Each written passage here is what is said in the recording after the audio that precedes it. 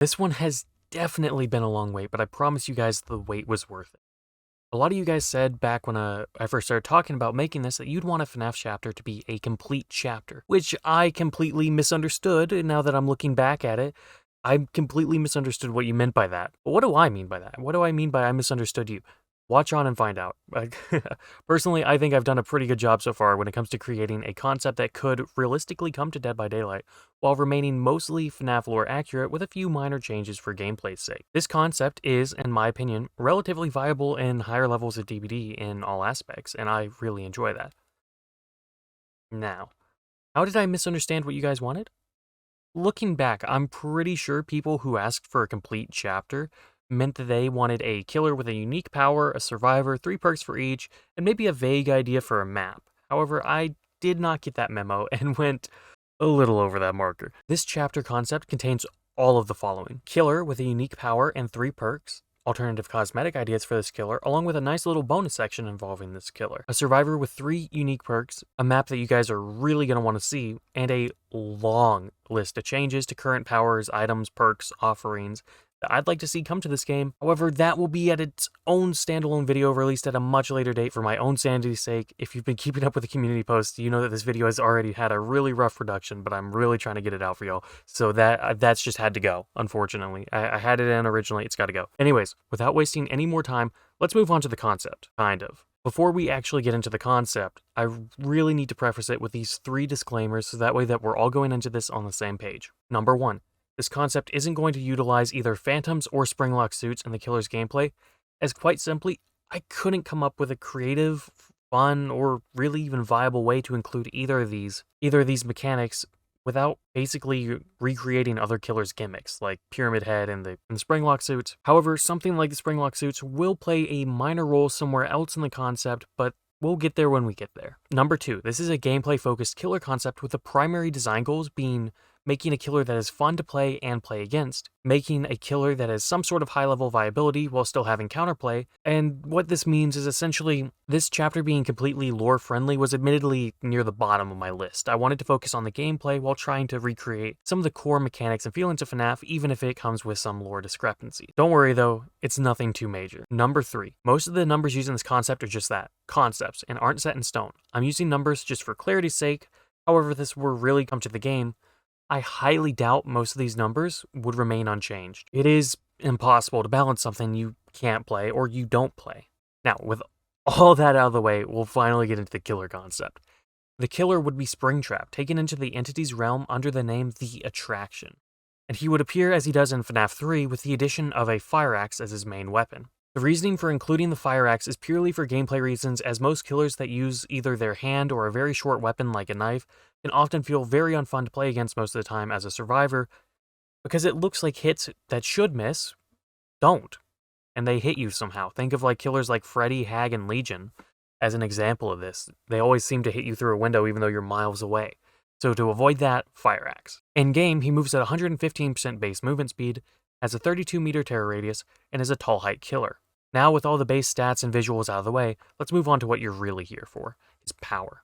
The Attraction's main power is Silent Pursuit, a stealth ability that increases his movement speed and grants him the undetectable status effect while active.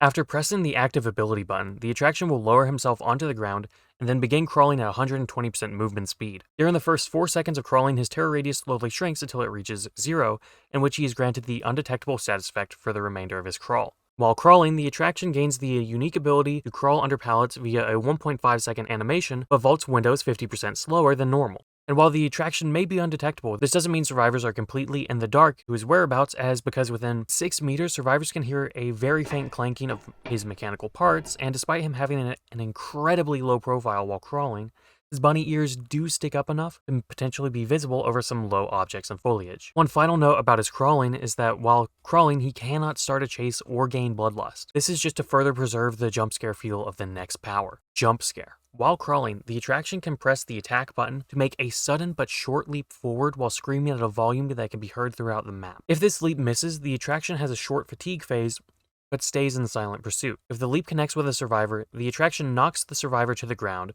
Don't worry, this doesn't put them in a dying state, and pins them down. During this pin, the attraction has an initial 1-second window to decide their next action. By pressing the secondary action button or letting the window time out, the attraction will step back from the pin survivor and begin standing back up with his fire axe glitching back into existence, similar to how the Oni's katana reappears after blood fury runs out. In this scenario, the survivor gets to their feet quicker than the attraction, but suffers from the same debuffs as being chained by Pinhead's chain, essentially locked into a slow walk for roughly 4 seconds. If the attraction presses the attack button while pinning a survivor, the attraction begins shredding at the survivor with his hands, while the survivor struggles to fight him off.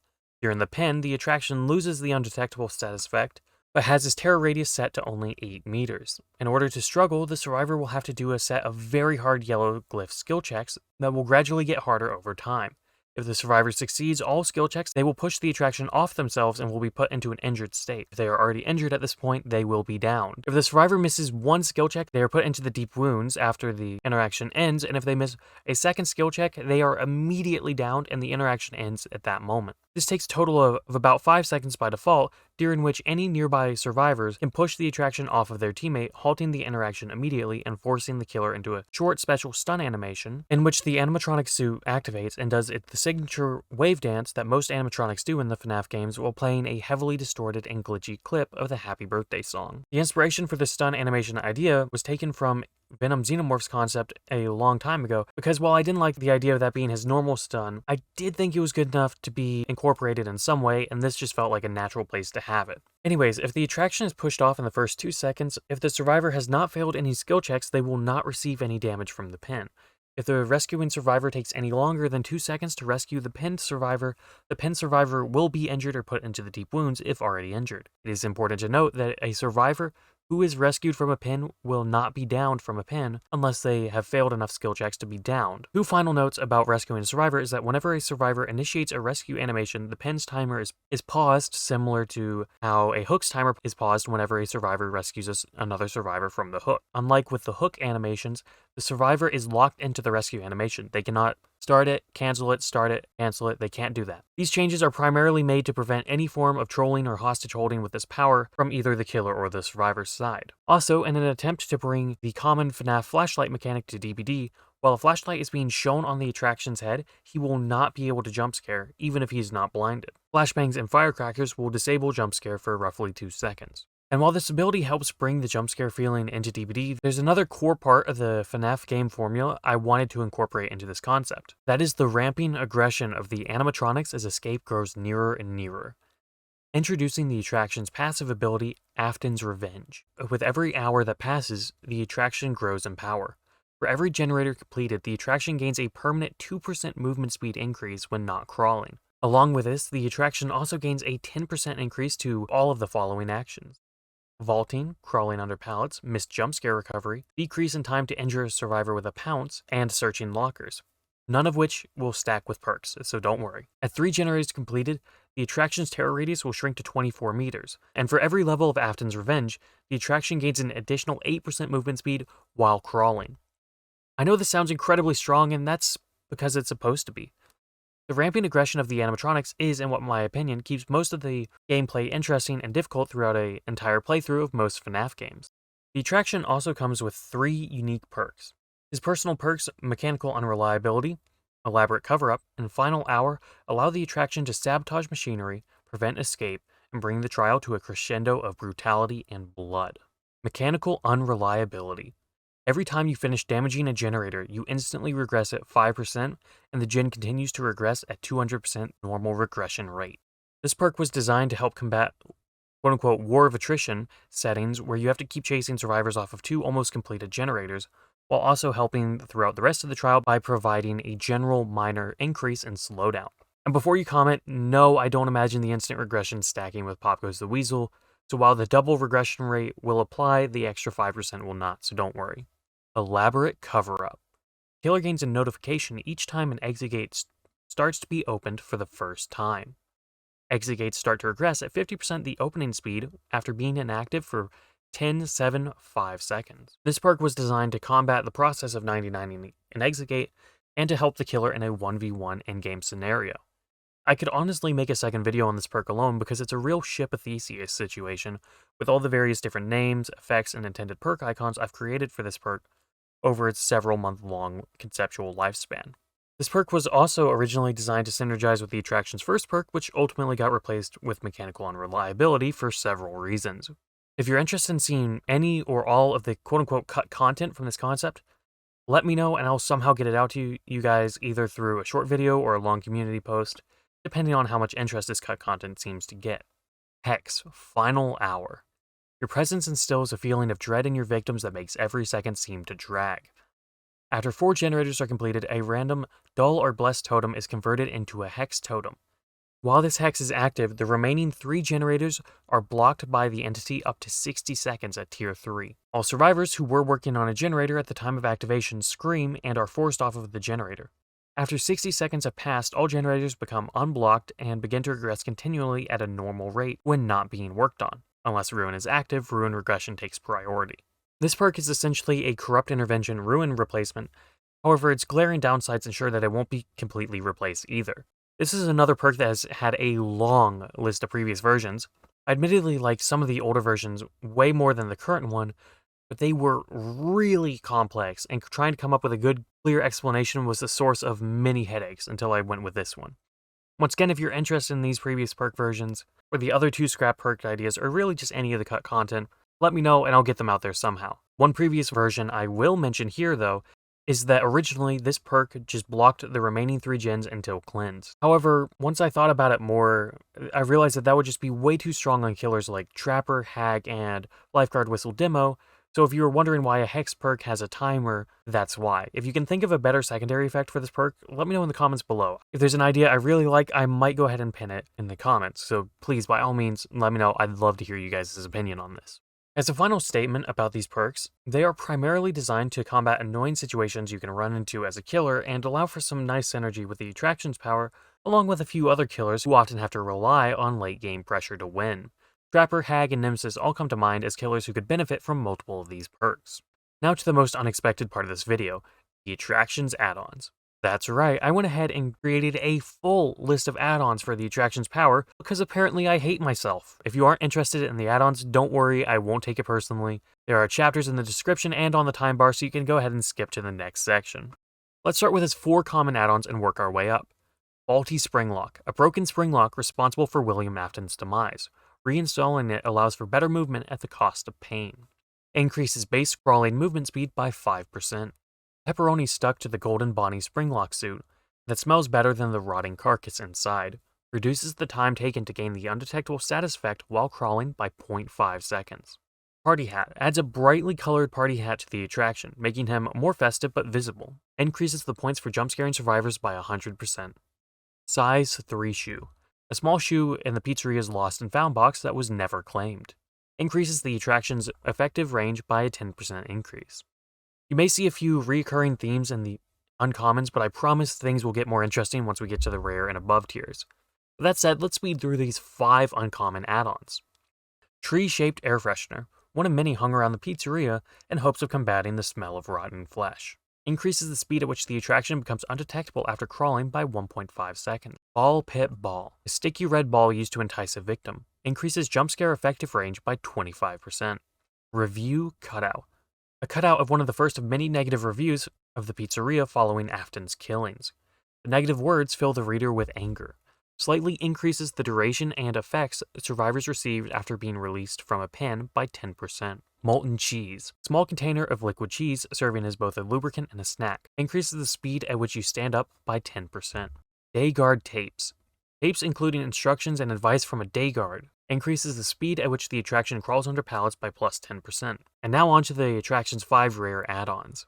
Pizza Grease. Grease collected from old pizzas works as a makeshift lubricant and odor concealer. Increases the speed at which you stand up after releasing a survivor by 15% and decreases the time it takes for you to come undetectable while crawling by 1 second. Pizza Box. The box for a pizza which was once used to entice a victim. Increases effective jumpscare range by 50%. Hairbow. A hairbow taken from an original victim. Increases the speed at which you begin to stop and start crawling by 20%.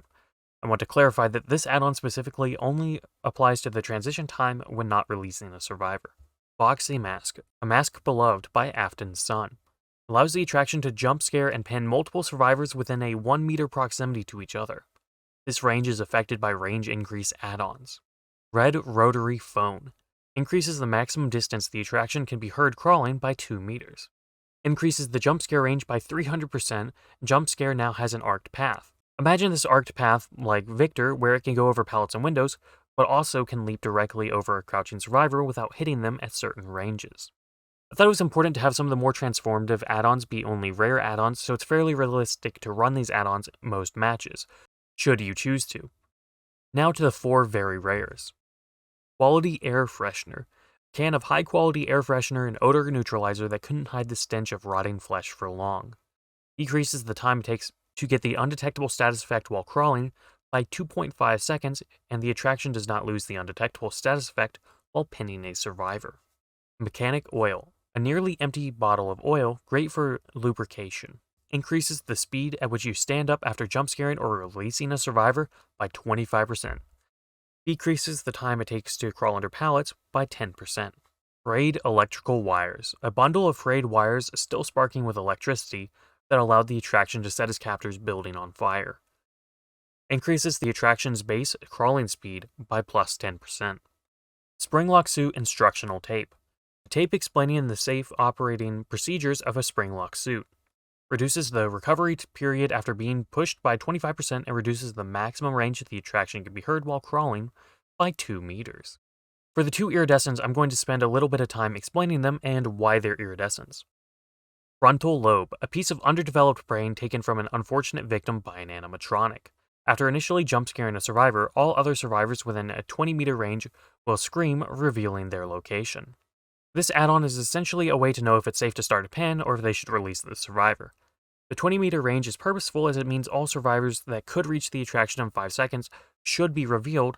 However, using any form of exhaustion perk or calm spirit mostly nullifies this add-on and its effects, so I don't think it's totally overpowered, but is still strong enough to be an iridescent. Iridescent Freddy Doll. A shimmering replica of the pizzeria's mascot, molded from the fog itself. Gain an extra 1% movement speed and an extra 3% to all other buffs granted by Afton's Revenge. I wanted to make an add-on that impacted the Afton's Revenge part of the power, but I just really couldn't come up with a good way to do it that wasn't a straight increase to basic numbers, so I was left with the choice of make it a yellow or green add-on that basically has no effect, or make it an iridescent add-on with a decent effect, or scrap the idea of having an add-on for the Afton's Revenge power as a whole. Obviously, I decided to go with the second route, as at that time, one of the existing iridescents was pretty mediocre and somehow even less interesting than this one. Once again, if you want to see this cut content, let me know. I've got no problem releasing it at all. I've basically made it all anyways, so I might as well, but I'm not going to unless you guys are interested. Now for the last part of the concept involving the attraction. Alternative Cosmetics. Right off the bat, there are some no-brainers like a clean suit version of Springtrap that is just a well-maintained version of the Springlock suit instead of the dirty, damaged version that comes with the base character. Glitch and Scraptrap are another few no-brainer cosmetics, but really any of the regular animatronics that have large hats or ears could easily be a candidate for an eventual skin. However, I must say my eternal bias goes to a Mr. Hippo skin for the reason that 1, he's probably just the best character in the entire series, and 2, I just think it'd be funny to see him running around with a party hat precariously balanced on top of his top hat whenever they're using the quote-unquote meme add-on. But enough about Springtrap. We're almost 7 pages into the script with barely a passing mention of the other parts of the concept, so let's let the rusty rabbit rest a bit. The survivor in this hypothetical chapter is none other than Mr. actually dead inside himself, Michael Afton. Now to immediately address the oversized animatronic in the room, yes, Michael Afton doesn't have a canonical look, so having a survivor viewable from the third person could present some issues. My best solution to this is to have Michael wear a mask similar to the one from FNAF 2, with its biggest change being it's shrunken down a bit to help limit the confusion between this survivor and any killers he could possibly be mixed up with. Also, because I know this will be brought up in the comments, no, it does not matter that this could be confused for a killer, and yes, the FNAF games do fit the crumbling aesthetic that DBD once had. Keyword once.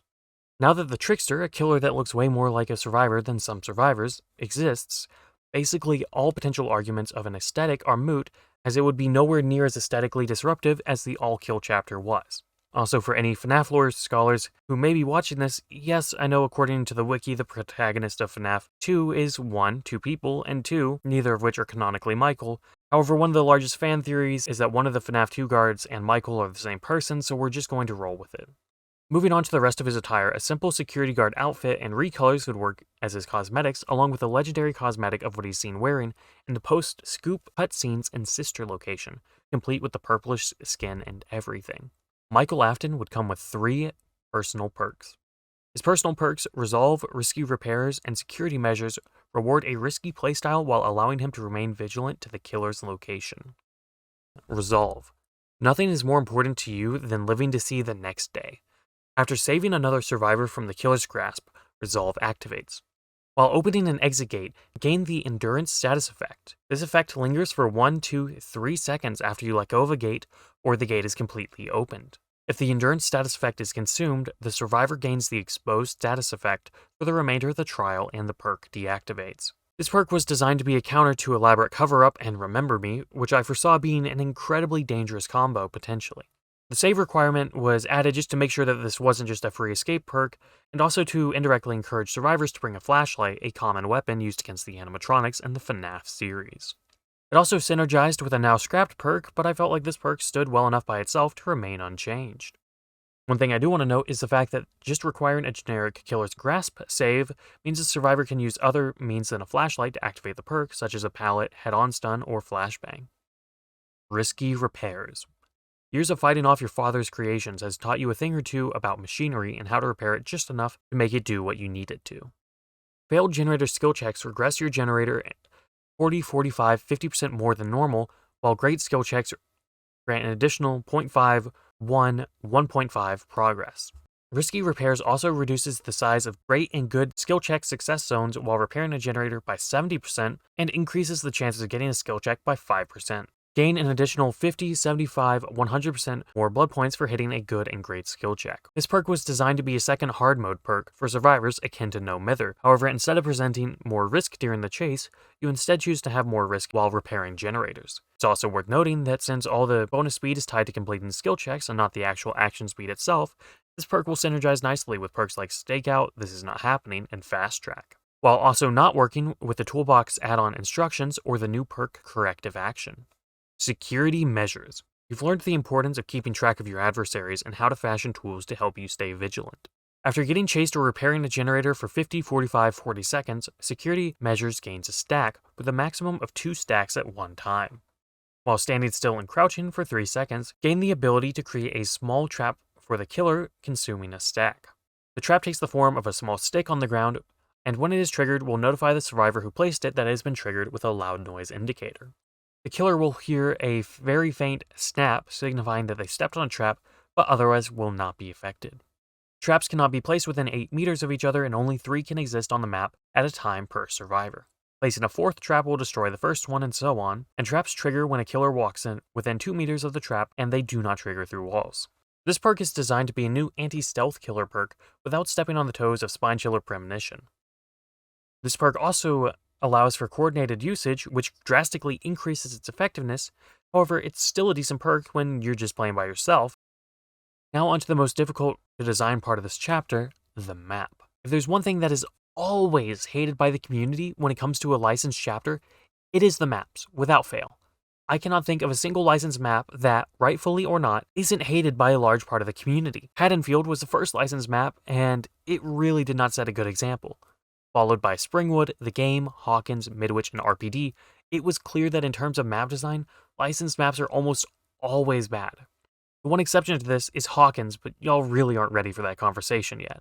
Even after reworks to The Game and Springwood, both maps still, to this day, tend to linger at the bottom of map tier lists. It is for this reason that the concept took so long, initially. While I don't have the skills or budget to make a fully rendered 3D concept of a map, I can do something arguably better. A full blueprint of the map showing all major items, objects, and their potential spawns. This map is admittedly a bit crude, as I had to use a several-year-old version of Adobe Illustrator to create it, so I was learning both map design and Illustrator at the same time. However, I think it more than does the job. Without further ado, I present to you the Pizzeria, a new map joining the entity's realm, summoned either by random chance or by a player burning the torn advertisement map offering.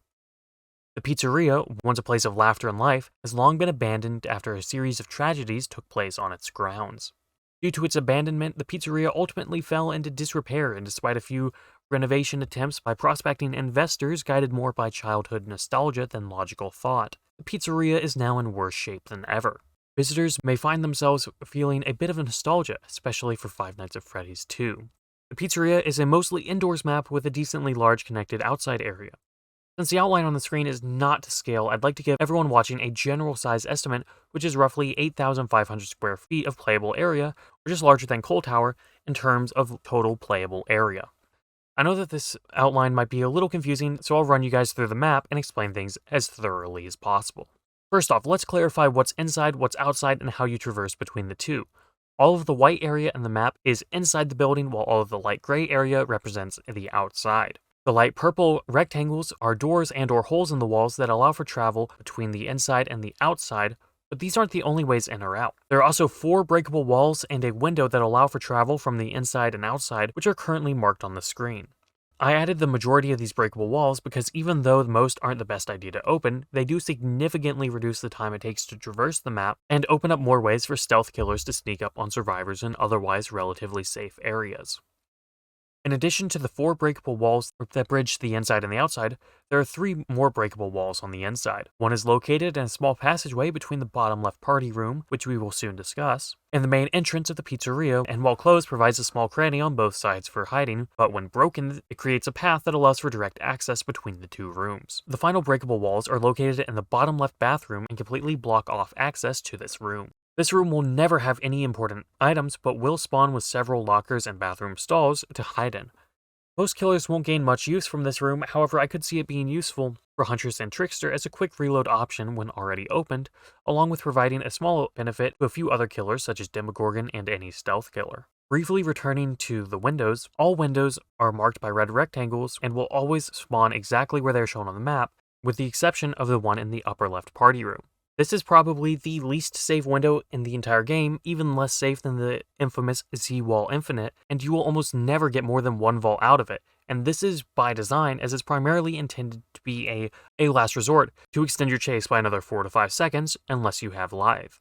Moving on to the pallet spawns marked in green, I know the double pallet loops might seem frightening at first, but just know that those are potential spawns and there will never be more than 1 pallet per loop, meaning which pallet will be present will be determined with the same pallet spawn in logic currently in the game for other maps. There are, however, 4 pallets that are guaranteed to spawn in the same place every time. Those 4 pallets have a purple outline around them and are currently marked on your screen. The 2 on the left are in place to ensure the survivors have some form of escape from the leftmost basement, while the guaranteed pallet in the security room is the obligatory pallet in an iconic location that almost all licensed maps have. Think like the bathroom on the game. The pallet at the bottom is guaranteed just to prevent a total dead zone from possibly spawning in the bottom hallway, which otherwise does not have much for the survivors to defend themselves with. The general idea for the pallet design in this map is that there would never be a generator with a pallet an unreasonable distance away. However, you'd have to preserve pallets as much as possible because without them, many areas become incredibly unsafe, drawing direct inspiration from the power mechanic prevalent in many early Five Nights at Freddy's games, and the fact that you really have to stretch your resources to stay alive. Speaking of power and generators, there are 18 potential generator spawns around the map, which are marked by the orange rectangles. 2 of these spawns are guaranteed to spawn every match, the first of which is in the security office and will be the generator you have to complete before escaping to unlock this map's achievement. Meanwhile, the second set spawn is on the main stage of the pizzeria, and when completed will activate 2 of the 4 animatronics marked by little C's on the map, along with several flashy lights on the stage with them. The 2 animatronics that did not get activated will be opened to provide a pseudo hiding spot big enough for both survivors and killers to stand in. When activated, the animatronics will do basic motions and produce mechanical noises and music that can make hearing very difficult while close to them. Think of this as something similar to the treatment room and Larry's with all the rotating TV screens and the noise they produce. Yes, this is my attempt to include some sort of reference to the spring lock suits. No, I really couldn't make them work well in any killer concept that fit my criteria listed at the beginning of the video. Back to the generators, the other 16 generator spots will be determined by the game's current generator spawn generator that, when working, keywords there, should prevent generators from spawning too closely together. Since we're talking about spawn generators, we should also discuss the generic and custom tiles that can spawn on this map. The generic maze tiles that will spawn on this pizzeria are both long and short wall jungle gems, double L loops aka pallet gems, 4 lane tiles, along with the G loop that is currently only found on the Yamaoka maps. I chose these tiles specifically as they all have a different maximum chase potential when used their absolute fullest. As for the custom and car loop spawns, those are where various different loops made from either cars or rocks, in this map's case, debris. Think of loops like the rock loops on Shelter Woods or the car loops from Blood Lodge, Haddonfields, or Springwood as examples of what would spawn here. One last tile spawn rule, then we're done with tile spawns. And this time, it's the party room. Party rooms on the left can only switch between themselves, while the party rooms on the right can only switch between themselves. This is done to prevent the party room layout with the window in it from spawning in either of the party rooms that have a window connecting them to another party room. Now onto my favorite part of the map, the geometric elevations. Represented by light blue circles and rectangles, the geometric elevations on this map take 2 forms. The first of which is piles of rubbles or caved-in ceiling that allow you to run up 2 sides and drop off the other 2 and is represented by the light blue circles. The second type of geometric elevation, represented by light blue rectangles, is none other than the fan favorite Hawkins' stepladder. That's right, ladies and gentlemen, not only did the entity win custody over the stepladder in DBD X Stranger Things Divorce, he also got his friends to come over for a party. The pizzeria features not 1, not 2, but 4 step ladders throughout the map. Between the ladders and the rubble piles, there's almost always a place to activate balanced landing nearby on this map, a solution to a problem most other indoor maps have. Since the ladders have a little vault at the top, they also function as a last resort lithe activator as well. The rock climbing update showed me just how much fun 3-dimensional loops could be, so I made sure to have at least one loop with some form of verticality to it, which wasn't as easy as one originally may think because the FNAF source material really doesn't lend itself well to verticality in any sort. I'd now like to draw your attention to both basements marked in yellow, and how you have the ability to trigger every exhaustion perk near them. I thought this was really important as otherwise the basements, especially the one all the way to the right in the service room, on this map could be incredibly strong. Whenever the basement doesn't spawn by the prize corner, it will be replaced with a large purple present, and the service room basement staircase will have a metal grate spawn over it whenever the basement spawns in the prize corner. Finally, we have the exit gates. There are 3 possible exit gates on this map, one of which is always guaranteed to spawn. The exit gate inside the prize corner is, to my knowledge, where the front door to the FNAF 2 building is. While we never actually see the door in FNAF 2, we do see it in a minigame in Pizzeria Simulator, showing the door to be right by the Puppets box. However, when we look at the original FNAF 2 layout, we see that this door location really isn't possible as the purple box is right next to the entrance to Kids Cove and the prize corner, so by using a long line of deductive reasoning, I figured out that the front door to the pizzeria is most likely where I have the guaranteed exit gate spawn is. If you know something I don't about this, please let me know in the comments below. When it comes to the other exit gates, one of the 2 other exit gates will spawn randomly, and no, I don't really think either of these exit gates are too close or too far, as most times you'll be able to see both exit gates by doing a loose patrol near the breakable wall in Kids Cove. However, doing this as a killer puts you far enough away that it will be hard for you to get to the exit gate in time to stop the survivor if the survivor plays smart. I hate to interrupt myself like this, but Present-day Crow here, wanting to explain and make up for something I missed in the original script and concept, which is the Mori. This concept was created and recorded well before the artist came out, but it was only until about December of last year I realized I was missing a Mori. I realized that I couldn't tout this as a complete chapter without a Mori, and so naturally I did the only thing that a logical person would do in a situation like this. I learned the basics of animation, and created an animation nearly frame by frame in a program I had never used before.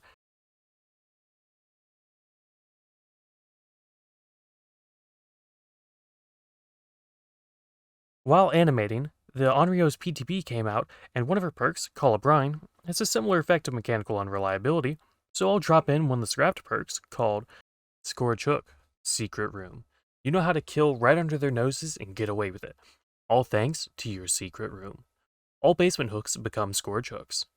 Anytime a survivor is in the basement or within a 24-meter range of a survivor on a Scourge Hook, they gain the Oblivious status effect that persists for 5, 10, 15 seconds after the survivor is rescued, dies on hook, or the affected survivor leaves the range. Whenever a survivor is hooked in the basement, all survivors are given the Oblivious and Blindness status effect for 30 seconds. Hopefully that makes up for the similarity of the perks. Now onto the Mori. I'll play it momentarily after I say there's no audio because I've already spent a relatively ungodly amount of time on the Mori, and I can't really afford to spend any more time on this concept, so with no further delay, I present to you the Mori.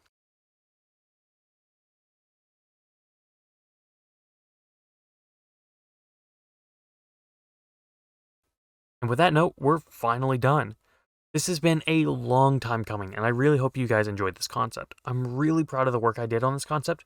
However, I couldn't have done it without some of my friends helping me get this idea on paper, but also the FNAF lore aficionados who helped me make sure that I had all my facts straight about the franchise while creating this. So a big thank you to everyone who was involved in the creation of this concept in one way or another. And with all that said, I hope you've enjoyed this video. Feel free to like, comment. However, I will ask that you don't actually subscribe from this video alone. If you're familiar with my channel and like me or my content, by all means go for it. But if not, feel free to click off the video or check out my channel. I post a wide variety of DBD content. Just note some of my earlier videos have a lot of issues, admittedly. I'm still learning this whole YouTube thing after all, and it's honestly been a really fun journey because so many of you are so helpful in the comments telling me what I could do better. I'll put some recommended videos on the end screen if you're interested in checking out some of my other content. But with all that said, happy hunting.